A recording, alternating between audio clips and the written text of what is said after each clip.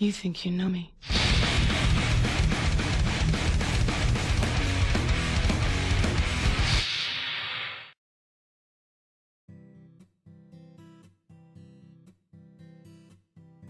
Monica's house is pretty close to town, so I make my way there instead of going home. I stop by the grocery to pick up a few things as well as something to cook for breakfast in the morning. It occurs to me that I'll probably be making cupcakes again this weekend, so I'll grab the all the ingredients that I can remember. While in the grocery store, I get an expected call from my mom about the movie I rented yesterday. I explained to her that it related to a school club that I had joined. She was skeptical at first, but after I explained some more of the details, she sounded content. I'm torn between being happy that I convinced her and angry that I lied. And to top it off, I once again have to repress any stray thoughts about Yuri. After shaking away the feeling, I return my attention to shopping. Once I have everything, I make my way to the bus stop. I ride the bus to the stop close to my street and walk the rest of the way home. Ugh, come on. I try to unlock the door without putting down any of the things I bought. Click. Gotcha. I clumsily place all of my bags on the kitchen and begin going through them. After taking a few minutes to put everything away, I stand staring off into space. Maybe Monica was right. Maybe just being there for Sayori the way I am now is enough. Something about the way she said it was so reassuring. Almost like she knew. I describe the paranoia as I take a seat at the table. Maybe I should text her again. See if she wants to hang out or something. My plan falls apart immediately as I pull out my phone. New messages from Yuri. Huh, Yuri? It's like I got a message from her about 30 minutes ago. I must not have felt it vibrate when I was shopping. My mouth goes dry as I open the message. What the fuck? The message contains a photo of what looks like a person's arm with cuts all over it. I hope it's just my imagination, but I swear that the first letter of my name is carved in there as well.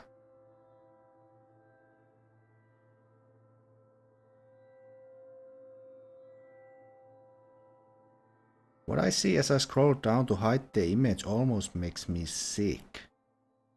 I was thinking of you. This can't be. The room starts to spin around me as the reality of it sets in. This can't be real. My legs feel weak as I stand up and quickly shuffle over to the sink.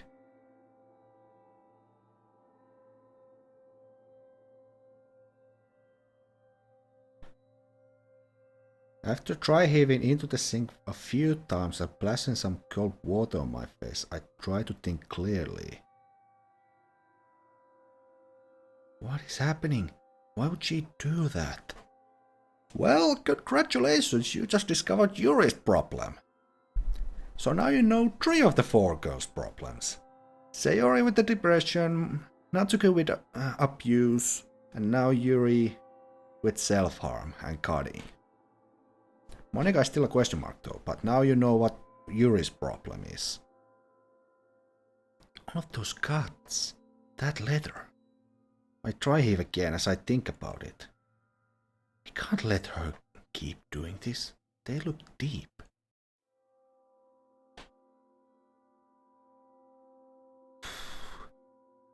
I'll be honest, probably a good idea. How can I stop her? This isn't something a text could clear up. God, I wish this was a nightmare. I continue to stand hunched over as pale as my nerves settle. I have to talk to her before she seriously hurts herself. I splash more water onto my face to try and clear my head. Monika pointed out where she lived. I could walk over there and... Oh, no, that's a bad idea. That is a very bad idea. What if her parents are home? Hell, what if she isn't even there? No, I have to do something. I can't just stand here. I take a deep breath and open the medicine cabinet. Just in case. I down 2 painkillers and leave the bottle on the counter. My legs still feel wobbly and weak as I make my way to the front door. I stand motionless in front of it as I try to build up my confidence. I can do this. I seriously wouldn't recommend going there. I don't begin to start formally plan until after I've been walking for a while. Might actually be easier with her if her parents are home. It would keep her from doing or saying anything extreme. That's the point!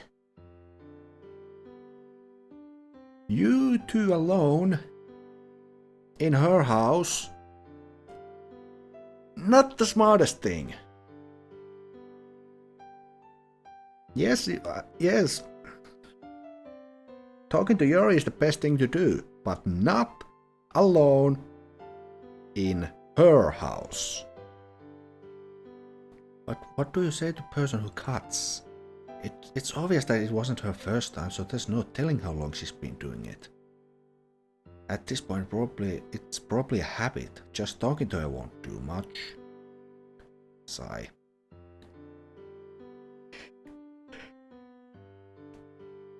Maybe I could get her to see a doctor, or try convincing her to just how dangerous it is. My dread escalates as I recall what I was thinking the other day. What if I was right? What if all these girls really do have a problem that could threaten their lives? I almost fall over as the idea causes my knees to buckle. Damn it! The closer I get, the more nervous I am. And to make matters worse, it occurs to me that I don't know exactly which house is hers. When Monika pointed out, she didn't really point at a specific one. This, mixed with my fear of having to confront Yuri, also almost makes me want to turn back. There are a few spelling errors here. Noticeably we. Right there. However, this option is quickly thrown off the table as I hear a familiar voice. Oh, never mind. Hey! Huh? I turn around to see Natsuki not too far behind me. Natsuki? Do you have to look so annoyed to see me? Sorry, I'm not annoyed. I wasn't expecting to see you out here, is all. It's alright if you don't want to talk to me. I wouldn't want to either after the way I acted in the club. I had honestly forgotten all about that exchange just until now. I'm serious, Natsuki, I'm not annoyed to see you. As a matter of fact, I'm glad you're out here. Glad? Yeah, it's pretty boring walking by yourself, you know. That and her being around might help me take my mind off Yuri. Are you sure? I don't see why not, after all. I put on a brave face and begin my kiss ass routine. You're not telling me... Jesus Christ. There's no way I could fight off any danger all by my lonesome. Well, I guess I don't have much of a choice. Monika would be pissed if she found out I didn't protect you.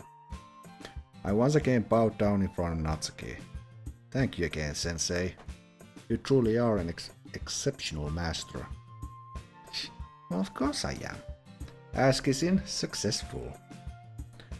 I stand straight up and take a position next to her as she continues walking. So what brings you out here? I feel the temptation to bring up why she was upset in the club, but decide it would probably make things worse. I remember Sayori mentioned at some point that you lived across the block from us. I'm actually on my way to Yuri's house. I feel my heart drop as I hear her say this. Damn it, she's on her way to Yuri's too. I see. Would you mind if I asked why? Oh well, she invited me over for dinner.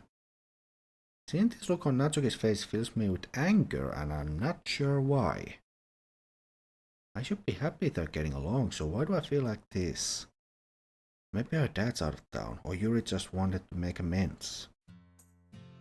I swallow the anger before I begin speaking again. That's nice of her. I'm glad to see the two of you getting along. Huh? Getting along? Oh, you mean because of our argument in the club room? Don't be dumb. You really think we'd stop being friends just because we didn't like each other's poems? It's not that. Well, not entirely. I just didn't know if you and her were good friends or not. Well, you'd figure after all the time you spent talking to her, you'd know a thing or two. I feel my face go red as she says this, but I choose to ignore having that conversation with her right now. I'm sorry that I jumped to conclusions like that. I should have known better since I had only known the two of you for about a day. Sigh. It's alright. Sorry I said what I said. I shouldn't make assumptions either. Although I'm guessing that you're out here because you're going to her house too. I blush even more as my cover is below. Well, sorta. It's not like that though. I just wanted to make sure she was okay. You know, since she missed the club and all. I guess that is kinda true, but that doesn't help with this embarrassment. You know, you could have just texted her or something. Don't even try.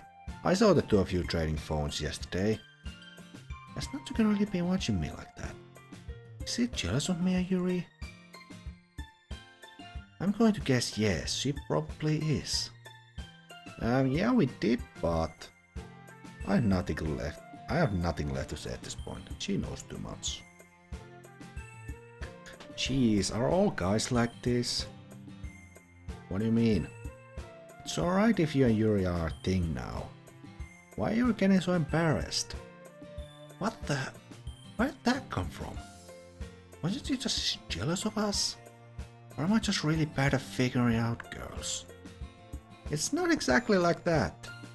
Are you really just gonna keep making lame excuses? Yuri's really nice and smart, you know. Not to mention the fact that she's packing mad heat upstairs. My face might as well be on fire at this point. In fact, I kinda wish it was. That's... Oh please, don't tell me you're not macho enough to handle a little boob talk. Please face, please catch on fire now. I would much rather be in a spirit of vengeance than Lopsa.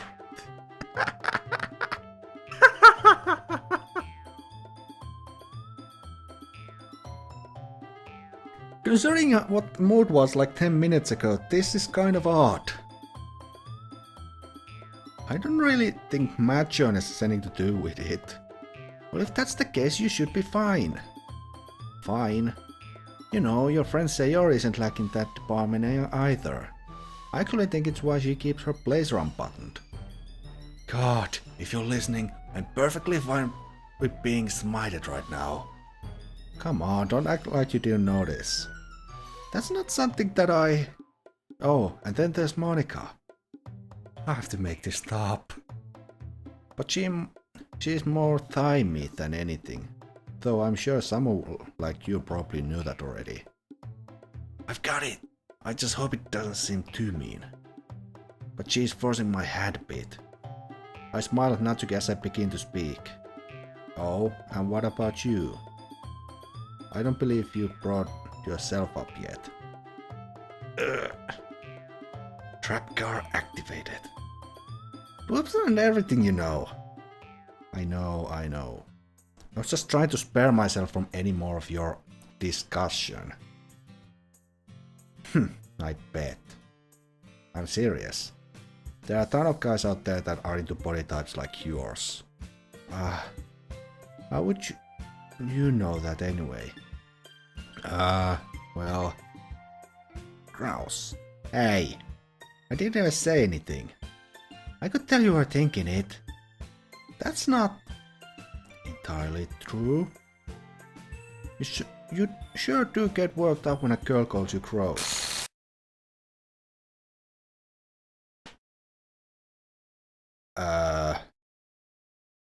The fuck? What the fuck was that? I feel a wave of coldness spread across my body. Are you okay? Yeah. What just happened? It's like I wasn't even here. I just felt a chill is all.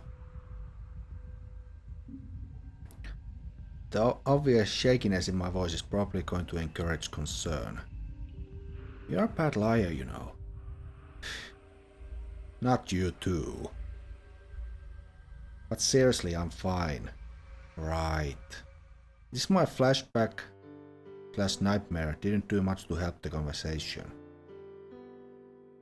That had to be just one of... That had to have just been some weird deja vu, right? But it was so clear, like I was actually standing in my kitchen. I feel another chill as I recall Natsuki's blank face. Maybe I really am losing my mind. I try my best to convince myself that it was just my imagination as we continue towards Yuri's. We walk in silence for a while, which actually helps me rework my battle strategy. I won't have to worry about Yuri doing anything extreme so long as Natsuki is around. I can't just ask to talk to her in another room so that Natsuki doesn't know what it's about. Unless she already knows. This thought bothers me more than it should, so I try shifting my focus instead. I'm still not entirely sure what to say, but hopefully it'll come to me as I go. Tired of winging a conversation about a serious issue like this makes me want to punch myself. I also hope that Natsuki doesn't decide to eavesdrop on another one of our conversations. If she actually is okay with me and Yuri being a thing, maybe she's over her jealousy. Though she could have just said that she did that out of respect to Yuri. I struggle not let out a sigh as I continue walking. How did I get myself into this? Natsuki begins slowing down as we approach one of the houses Monika pointed in the direction of. Deep breath, Lopsa, you can do this. My self-hype proves totally ineffective as it dissipates the second we approach the entrance. Natsuki, being Natsuki, proceeds to bang on the door. Calm down, everything will work out.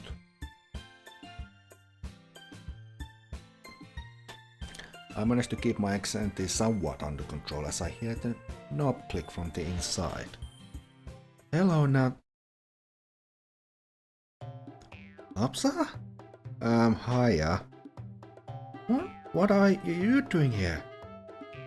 She really doesn't want me to answer that honestly in front of Natsuki, does she?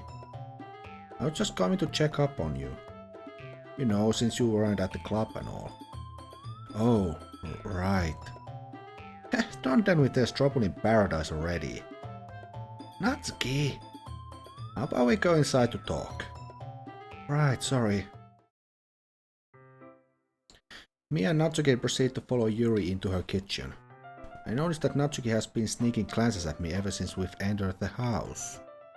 She's probably as confused as I am right now. Okay, maybe not that confused. Would either of you care for some tea? Sure, I'll take some. Thanks, but I'm alright for now. I see. As she goes to pour the tea, Natsuki proceeds to make herself at home. She takes a seat at the table and relaxes like she owns the place. I wonder how many times she's been here. I once again feel an indescribable anger fester inside me. Maybe I can find some way to get her to talk about her home life while I'm here. Completely opposite to Natsuki though, is Yuri. She looks so stiff that she might shatter if she bumps into something. Like this is her first time in this house and everything she touches is made of glass. I can't really blame her, I'm not much better than she is. I grab her attention once she has handed Natsuki a cup of tea. Hey Yuri, could I talk to you for a bit? Of course. We can talk privately in my room if you would like. Sure, that sounds okay. I half expect Natsuki to make some kind of joke right now, but it seems like she's showing restraint. She probably cries about this, how this will play out too. I follow Yuri as she leads me through her house. I'm not sure what it is, but there's something unsettling about being alone in a bedroom. You're only now getting concerned?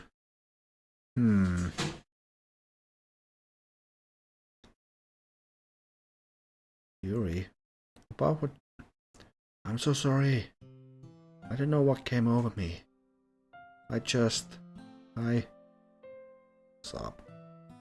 This is unexpected? It's okay if you think I'm a freak. You'd be right, that's enough. But Yuri, I can't begin to understand what you must be feeling. But do not call yourself a freak. I swear you're not. I can't say what you're doing is okay and you know that. But know that I'm here because I care about you and don't want you to hurt yourself. Don't for a single second think that I'm here to insult you.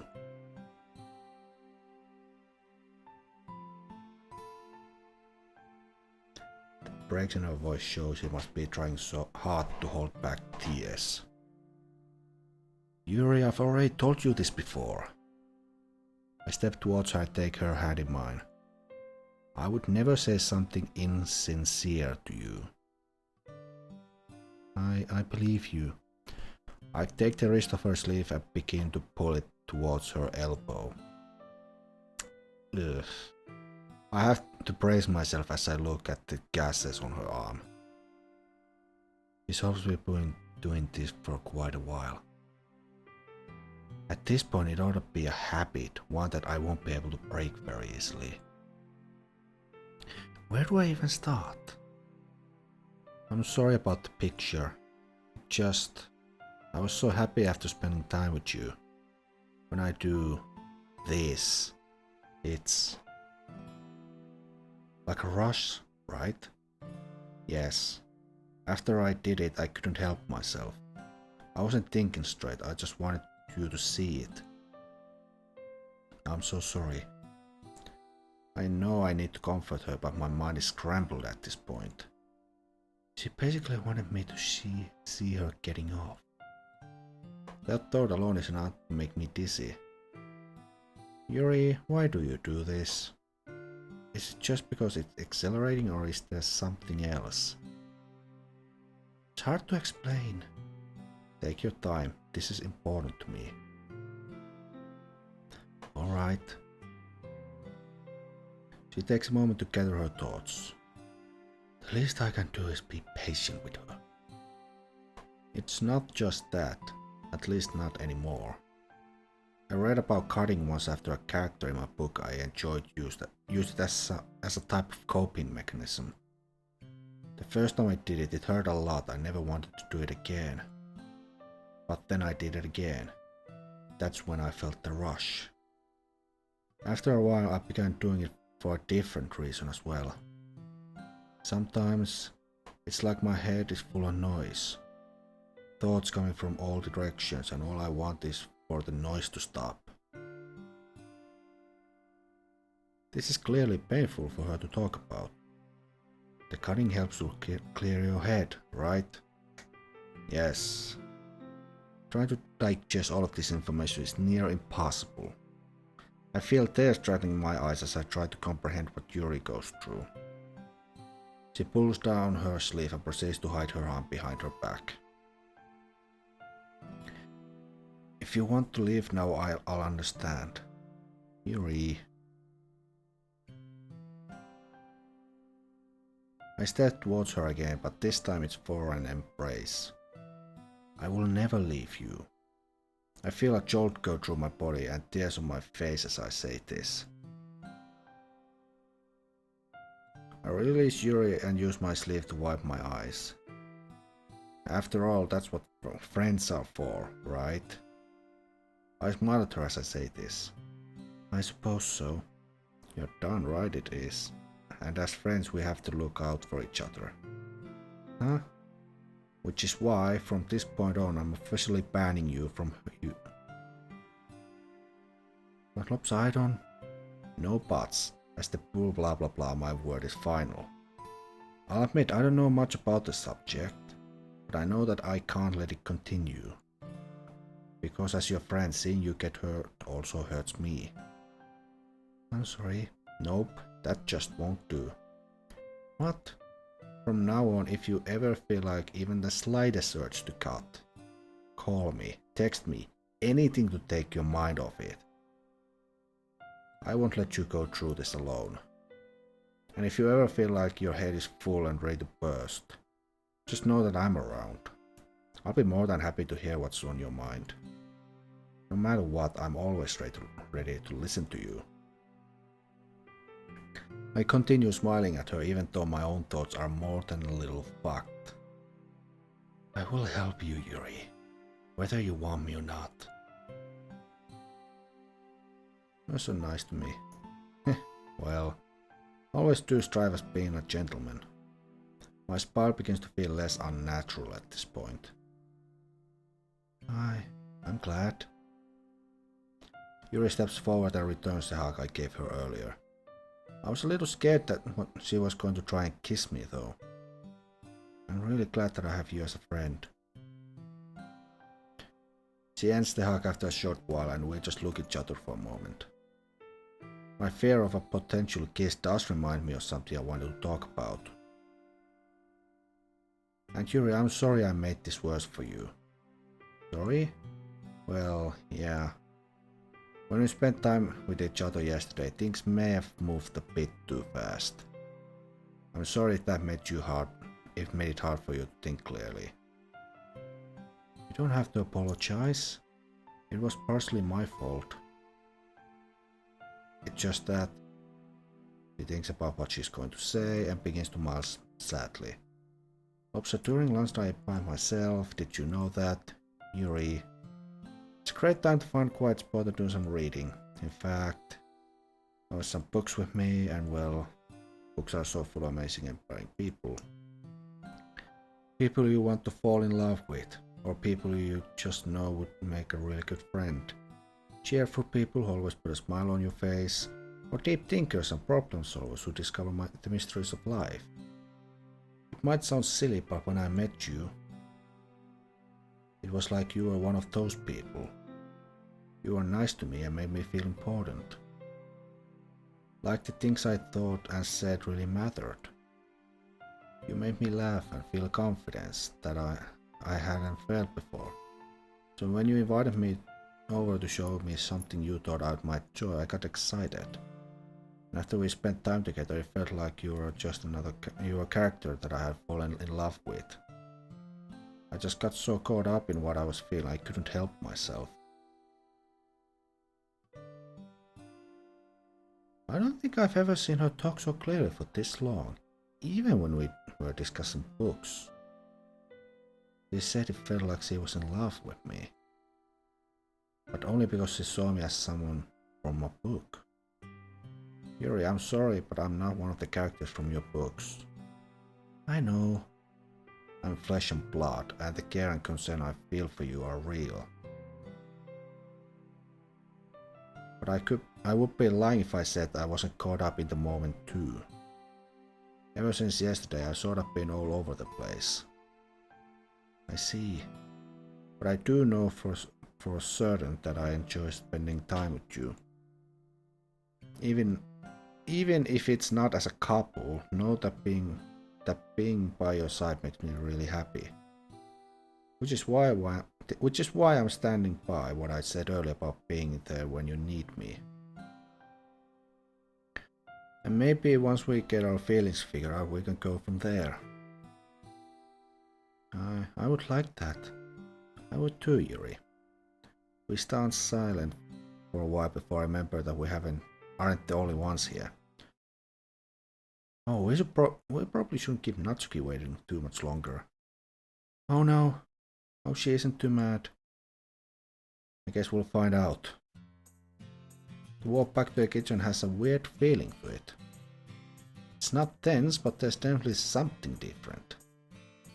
Natsuki is still seated at the table and appears to be watching something on her phone. I apologize for keeping you waiting for so long, Natsuki. Oh, that's alright. It's more of Lopsa's fault anyway. Man, how am I so lucky to meet someone as kind as you? Obviously sarcasm. Obvious sarcasm is obvious. You're lucky that you're only see my nice side. I'll take your word for it. Would you like to join us for dinner, Lopsa? I appreciate the offer, but I probably should be getting back soon. I see. Then I will see you at the club tomorrow. Sounds good, I look forward to it. And I was not talking to you too, Natsuki. I hear her let out a noise that I'll take as a confirmation. Before I start to leave, I mumble to Yuri. And don't forget what I said, alright? I won't. Thanks again, Lopsa. Once that's taken care of, I begin making my way towards the door. I can hear Natsuki's voice as I turn the knob. What was that about? Exhaustion overcomes me the second I am outside. It feels like all my energy has been totally zapped from my body. I should be happy, but still. Even though every molecule of my body is screaming at me for just pass out on the sidewalk, I instead begin my slow trek back home.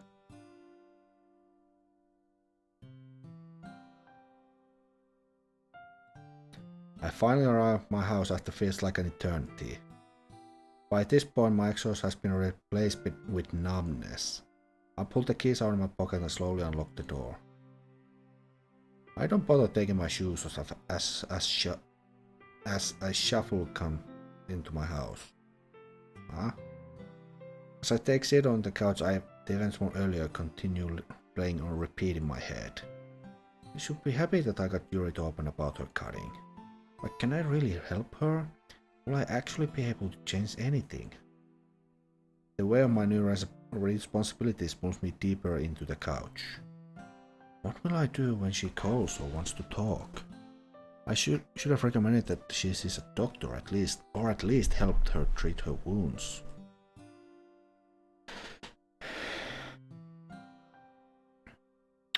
Damn it. Then where's the fact that Sayori left earlier and lied about why? And me refusing Monica's invitation to her house for coffee. I stare out the window as the clouds to try and force my mind off things. I try and recall the feeling I had during my walk with Monica. Even with her strange behavior lately, that walk just seemed so right. Like we were just two normal high school students walking home together. Nothing extraordinary or special about us. I wonder if things will be awkward between us now.